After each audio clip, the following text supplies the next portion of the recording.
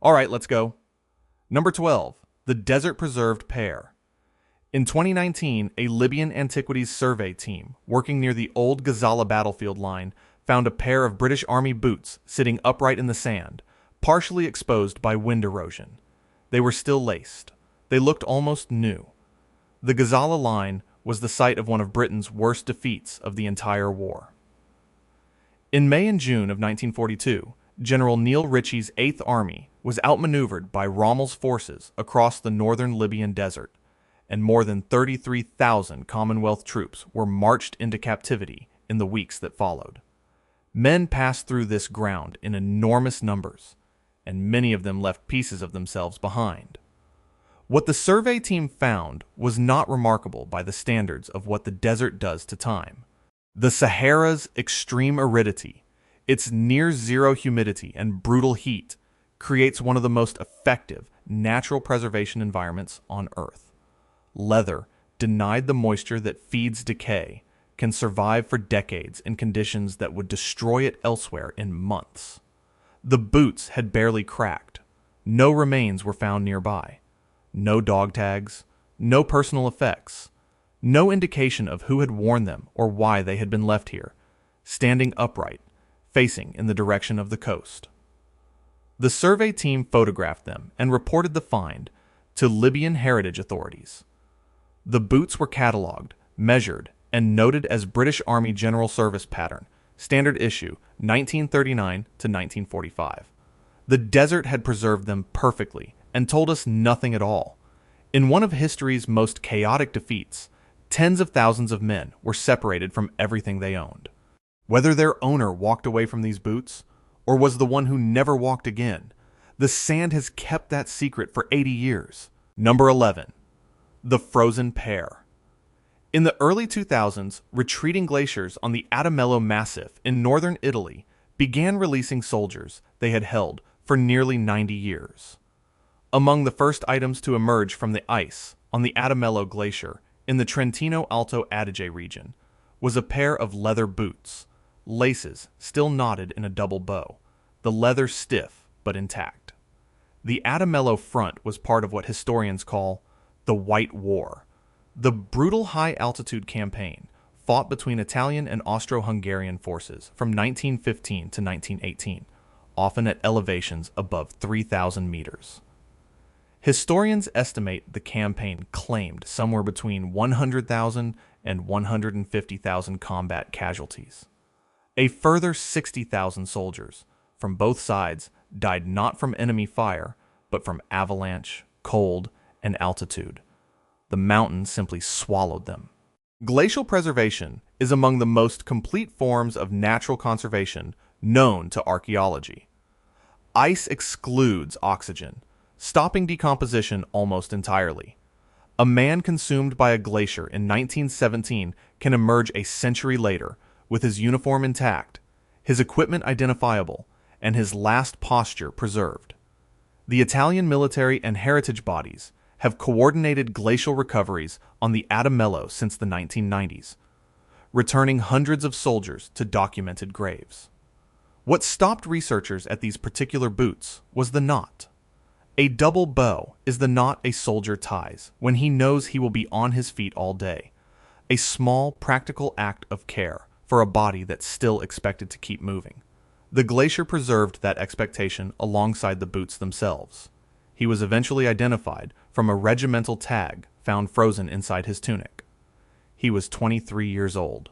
The ice had kept him exactly as he was on the last morning he laced his boots and returned him to the world long after everyone who had known him was also gone. Number 10. The Riverbed Pear. In 2011, a commercial dredging crew working the River Scheldt near Antwerp, Belgium, brought their equipment to an unplanned halt when something below the waterline refused to give way. What they had snagged were a pair of U.S. Army combat boots, laced to the top eyelet, still attached to what remained of their owner. The Battle of the Scheldt ran from October to November 1944, fought by the Canadian First Army to open the port of Antwerp to Allied supply ships. More than 6,000 Allied soldiers were killed or wounded across those weeks, the majority of them Canadian, crossing waterways and polders in autumn mud under sustained German fire. The Scheldt estuary became one of the most contested stretches of water in the entire Northwest European campaign, and it kept its dead. The boots were U.S. Army M1943 pattern, a lace-up combat boot introduced in 1943 to replace the earlier service shoe and gaiter combination. What unsettled the recovery team was not the find itself, but a specific detail of how the boots were laced. Soldiers crossing rivers in combat were sometimes instructed, or instructed themselves, to loosen their boots beforehand so they could kick free if they went under. These boots were laced to the top. Whoever wore them had not prepared to swim. Belgian authorities notified the Commonwealth War Graves Commission, which coordinates recovery and identification efforts across the region. A forensic anthropology team was deployed. Partial skeletal remains were recovered, and DNA samples were taken. As of the most recent available records, no family match has been confirmed. He had crossed rivers throughout the campaign, through France and into Belgium, each crossing a calculation between speed and survival. Something made him certain, on this particular day, on this particular stretch of water, that he would reach the other side. The Scheldt kept him, and the question of who he was remains unanswered somewhere in a laboratory file. Number 9. The Trench Pair. In 1998, a farmer near Passchendaele in West Flanders, deepening a drainage ditch on land his family had worked for 3 generations, struck something solid at a depth of roughly 4 feet. It was a pair of British Army ammunition boots, still laced, sitting upright in the clay, as if their owner had simply stepped out of them and walked away. The Third Battle of Ypres, known to history as Passchendaele, ran from July to November 1917. British and Commonwealth forces suffered approximately 275,000 casualties across those 4 months, fighting across terrain that the prolonged artillery bombardment had reduced to a waterlogged wasteland. The Flanders clay, churned and saturated, became one of the war's most notorious killers. Men who stumbled from the duckboard paths drowned in shell craters filled with liquid mud. Many were never recovered at all. The clay that killed them also preserved what they left behind. Flanders soil is heavily anaerobic in its lower layers, meaning it excludes the oxygen that bacteria need to break down organic material. Leather survives significantly longer than bone in these conditions. The In Flanders Fields Museum in Ypres documents hundreds of farm find recoveries each year across the Ypres salient, which remains, more than a century on, an active archaeological landscape. Boots, helmets, and equipment still surface regularly when the ground is disturbed. The pattern. 1916 British Army ammunition boot had 13 eyelets and a hobnailed sole built to survive the worst conditions the Western Front could produce. In the Flanders clay, it outlasted the man who wore it by more than 80 years. Passchendaele consumed an average of 2,000 men a day during its worst phases. The boots standing alone in the waterlogged earth are not a mystery. They are the record of what the ground swallowed and refused to give back. And the Ypres salient is still giving it back, field by field, every single year. Number 8. The Jungle Pair.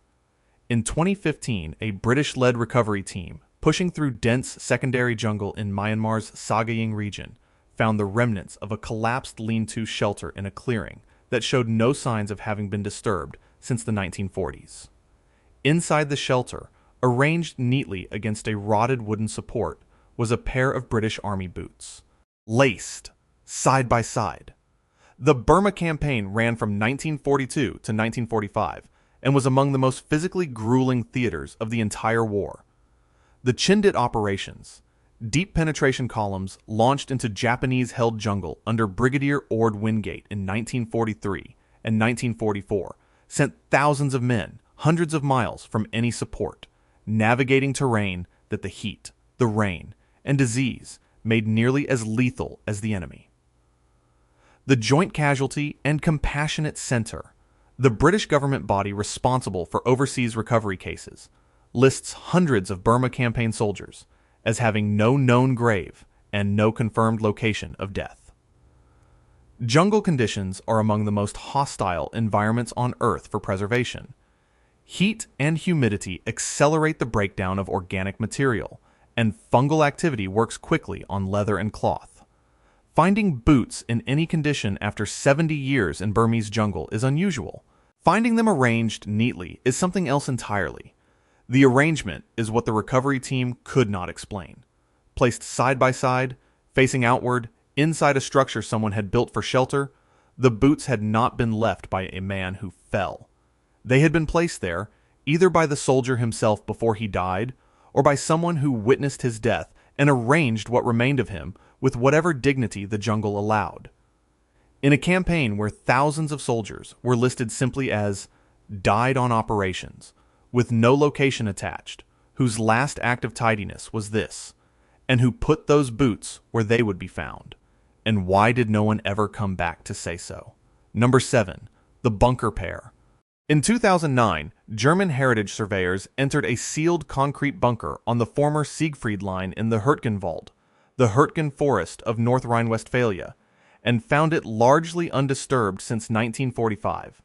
Ammunition crates, gas mask canisters, a broken field telephone, and in the corner, a pair of German army jackboots with a steel helmet resting on top of them, the leather laces replaced with knotted cord. The Battle of Hurtgen Forest was one of the longest and most costly engagements fought by the United States Army in the Second World War, running from September 1944 through February 1945. American casualties exceeded 33,000. Estimated German losses range between 28,000 and 50,000, figures that reflect the incomplete state of Wehrmacht records from the final year of the war. The forest itself, a dense and lightless tangle of firs along the German-Belgian border, became a landscape of bunkers, minefields, and close quarters fighting that left both sides shattered. The Volksbund Deutsche Kriegsgräberfürsorge, the German War Graves Commission, has reinterred more than 2 million German soldiers since 1945. Unexploded ordnance and human remains continue to surface in the Hurtgen Forest to this day, which remains classified as an active site for recovery operations. The leather laces replaced with cord are a detail specific to the late war German army, when material shortages forced soldiers to improvise with whatever came to hand. But the helmet is the detail that stayed with the survey team. It had been placed deliberately, set on top of the boots with a care that the chaos of 1945 should have made impossible. Someone had arranged these objects before leaving, or after a death, with an intentionality that the sealed bunker had preserved. The Volksbund has identified hundreds of thousands of soldiers, but the man who wore these boots, or the man who arranged them, is not among the named. He may never be. The Hurtgen Forest is still giving up its dead, one bunker at a time, and some of them will remain hollow finds, spectral impressions of men whose names the war consumed entirely. Number 6. The Atlantic Wall Pairs. In 2016, restoration workers reinforcing a crumbling German gun emplacement near Longues-sur-Mer on the Normandy coast found a space behind a collapsed interior wall that had been sealed since at least the summer of 1944. Inside it were 2 pairs of German boots, all 4 still laced, arranged as if their owners had stepped out for a moment and expected to return. The Longues-sur-Mer battery was a 4-gun installation built into the chalk cliffs above the English Channel as part of Hitler's Atlantic Wall, the coastal fortification system stretching approximately 2,700 miles from Norway to the Spanish border. On the morning of June 6, 1944, the battery opened fire on Allied shipping offshore. By the afternoon of June 6th, HMS Ajax and HMS Argonaut had returned fire, and by June 7th, the battery had been neutralized, and its surviving garrison had surrendered. The guns still point at the sea. The Mémorial de Caen maintains records of the site's history and the recoveries made there over the decades since the war. The boot type recovered was the German Army Schnürschuhe, the laced ankle boot introduced from 1943 onward as leather shortages made the traditional jackboot too costly to produce at scale.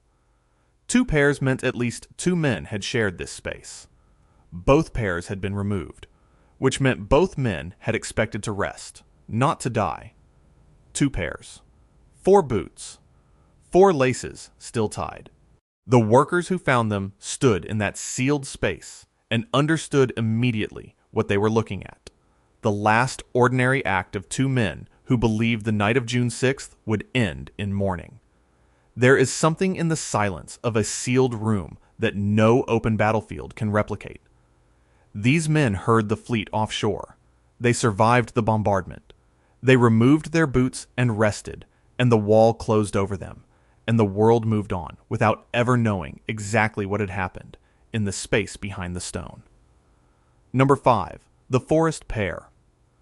In 2007, a forestry crew thinning trees in the Belgian Ardennes, in the Luxembourg province, discovered a pair of U.S. Army combat boots locked in the exposed root system of a mature beech tree.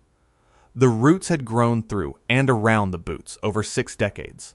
The laces were still visible between the roots.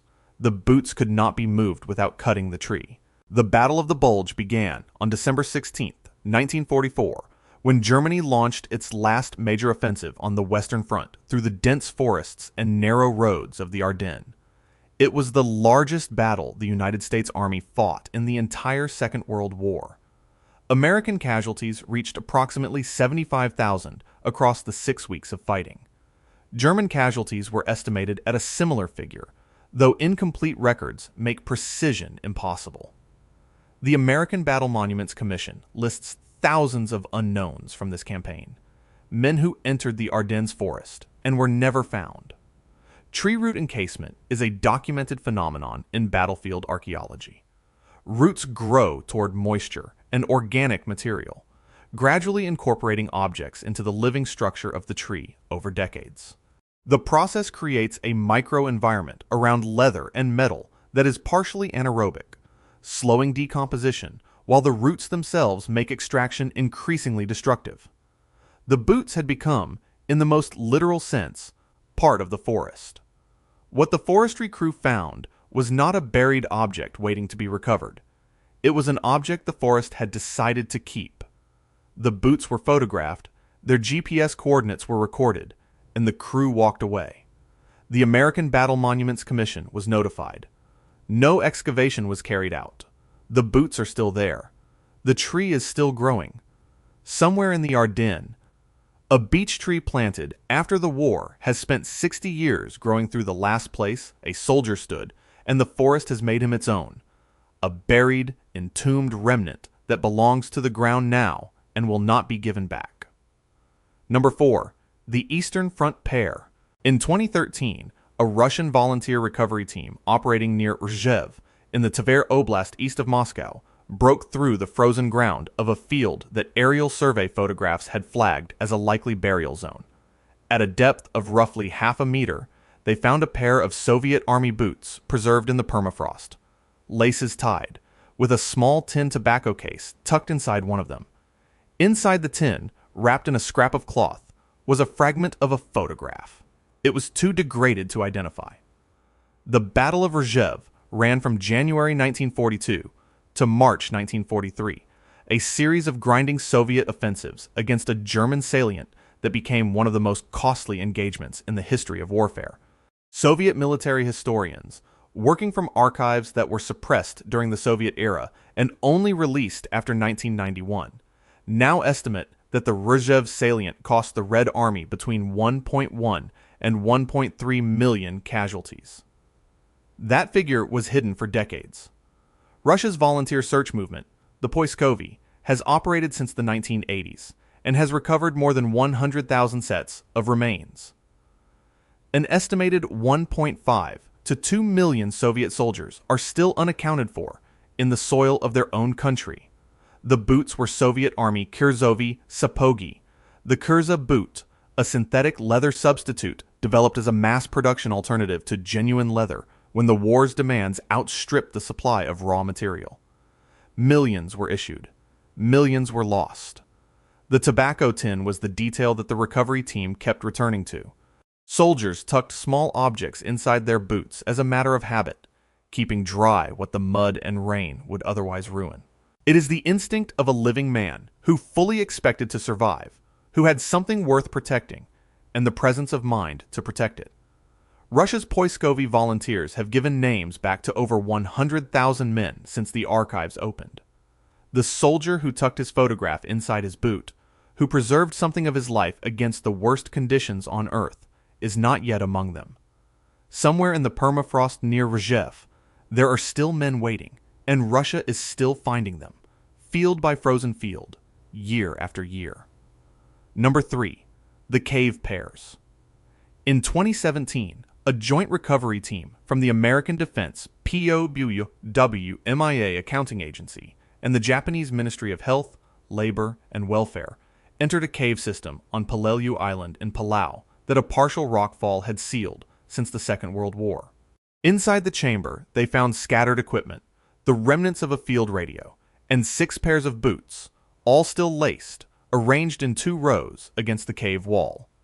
The arrangement was deliberate. It could not have happened by accident.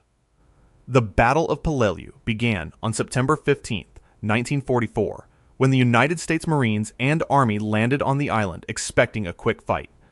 It lasted until November 27th. Approximately 1,800 Americans were killed. Of the 10,900 Japanese defenders, an estimated 10,695 died on the island, a near total annihilation. Japanese forces on Peleliu operated under the doctrine of Gyokusai, the obligation to fight to the last man rather than surrender.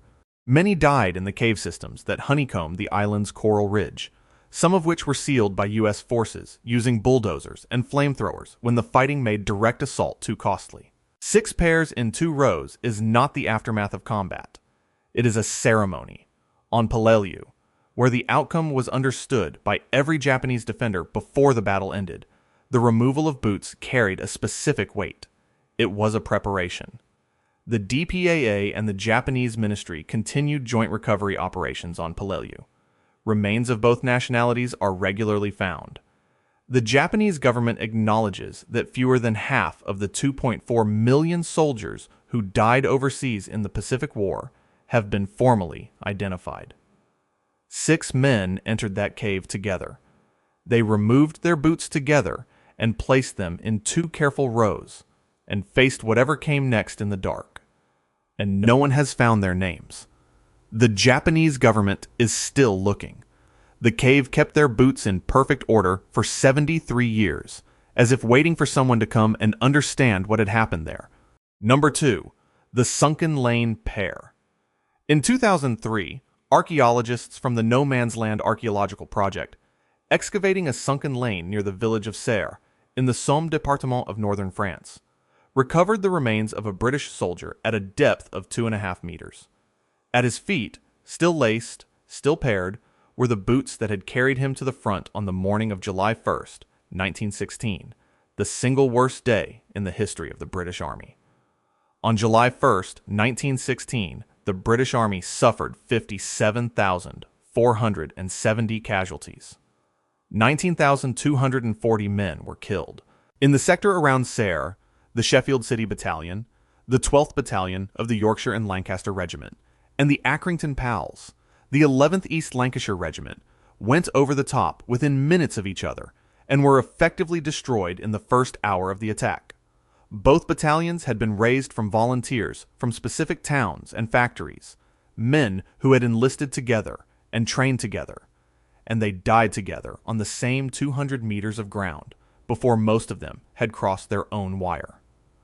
A regimental shoulder title found with the remains identified him as a member of the Sheffield City Battalion. Individual identification from the physical evidence alone was not possible. The Commonwealth War Graves Commission was notified, and the soldier was reburied with a headstone that reads the words the commission uses when a name cannot be recovered: a soldier of the Great War, known unto God. His boots lasted longer in the earth than his name lasted in the records. The No Man's Land Project continued its work along the Somme after the 2003 excavation, and the commission continued its reburials, and the families of the Sheffield City Battalion continued to dwindle with each passing year. He laced his boots on the morning of July 1st, 1916, in a sunken lane that he believed was cover, and the ground kept him for 87 years. And somewhere in the world in 2003, when the archaeologists found him, there were people alive who were descended from him and never knew his name had been found, because it hadn't been. That is the entry point for what comes next. Number 1. The Soldbuk pair.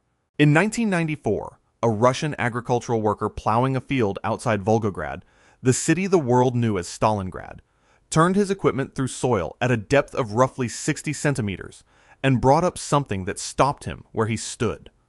A pair of German army boots, laces tied in a simple knot, and inside one of them, wrapped in oilcloth, a German soldier's Soldbuk, his military paybook, still legible after 51 years in the earth.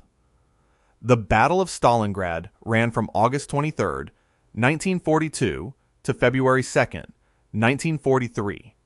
Axis casualties across the campaign are estimated at approximately 800,000. On February 2, 1943, 91,000 German soldiers surrendered to Soviet forces, the remnant of an army that had once numbered more than 300,000 men. Of those 91,000, fewer than 6,000 ever returned to Germany. The rest died in Soviet captivity. The fields outside Volgograd have been returning German soldiers to the surface ever since, one plowing season at a time. The Soldbuk identified the soldier as a Gefreiter, a lance corporal of the 76th Infantry Division, one of the German units encircled in the Stalingrad Kessel, the pocket, during the final weeks of the battle. His name was recorded. The Volksbund Deutsche Kriegsgräberfürsorge was contacted and confirmed him as missing in action since February 1943, with no confirmed grave in any of their records. The German Red Cross Tracing Service, which has maintained records of missing soldiers and their families since the end of the war, located a surviving daughter. She was in her 60s when they found her. She had spent her entire adult life without knowing. The Volksbund notified her in 1995. The boots and the oilcloth-wrapped Soldbuch are the only physical objects recovered from her father. The oilcloth is what this comes down to. Oilcloth wrapping was used by German soldiers to waterproof documents, a practical measure against rain and mud. But the ground around Stalingrad in February 1943 was frozen solid. There was no rain. A man who wrapped his paybook in oilcloth and placed it inside his boot in the final days of the Stalingrad encirclement was not protecting it from the weather. He was protecting it from time. He knew he was going to die. He knew the ground would take him. And he made one deliberate, quiet decision. That his name would survive him. That something would remain to say he had existed. That whoever eventually turned this earth would find him and know who he was. He laced his boots that morning the way he had every morning of his adult life. He wrapped his name in oilcloth and put it somewhere safe. He was right to.